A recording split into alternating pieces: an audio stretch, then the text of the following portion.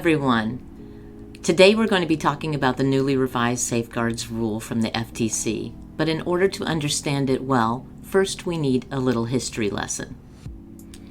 To begin, we need to go all the way back to 1965 and the Higher Education Act. The Higher Education Act authorizes a broad array of federal student aid programs. Most notably, for this presentation, the Title IV programs that provide financial assistance to students pursuing a post-secondary education. And that's where you come in as schools. In the HEA is where we get this phrase, this important phrase, that schools will be administratively capable of participating in Title IV programs. Then in 1999, we have the Gramm-Leach-Bliley Act, or GLBA, which has a longer but not as catchy name, the Financial Services Modernization Act of 1999.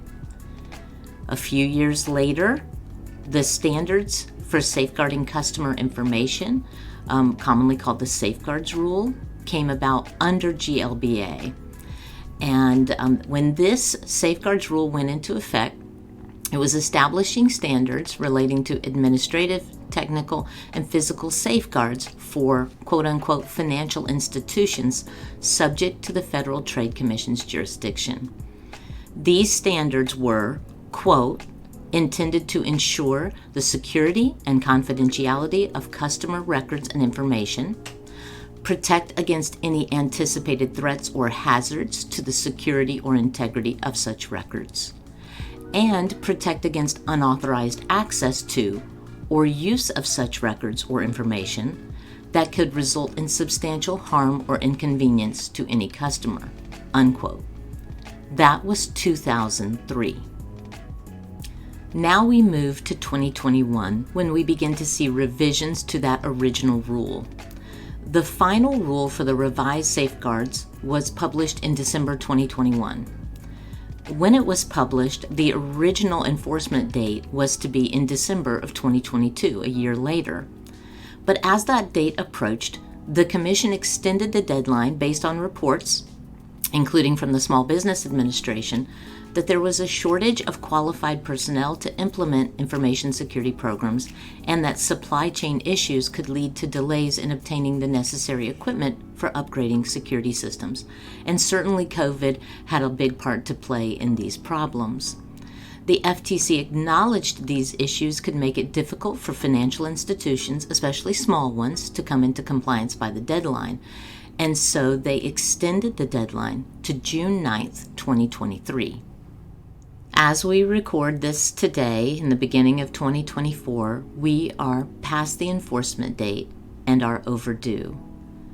From what we understand, this means that your yearly audit will have findings if you did not have a written information security program and all other compliance requirements for the newly revised FTC Safeguards Rule in place as of June 9th, 2023.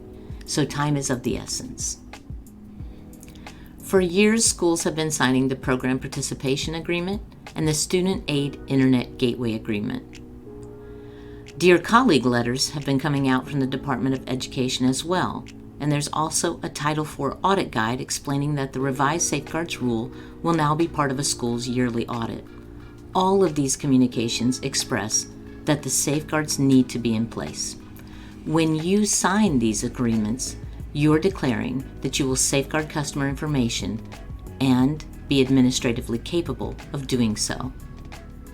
I also think it's very important for you to understand the differences in the old original Safeguards Rule and the newly revised rule. So what was it like in 2003? You had to designate an employee or employees to coordinate your information security program, and even back then, it did need to be a written information security program. You had to consider risks to customer information, but it was not specified to be a written risk assessment. Now it's so much more. The core, the focus of the Safeguards Rule is, of course, the 8 safeguards themselves, which are access control, system inventory, encryption, secure development practices, multi-factor authentication, secure disposal procedures, change management, and the monitoring and logging of authorized user activities. But to truly comply with the newly revised FTC Safeguards Rule means so much more.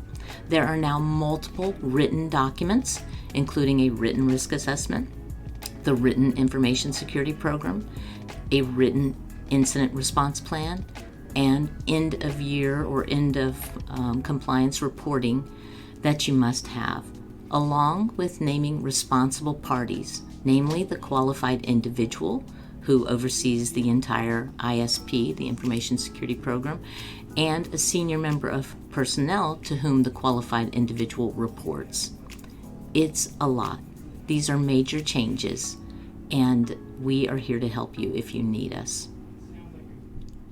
We understand that complying with the newly revised Safeguards Rule can be an overwhelming thing.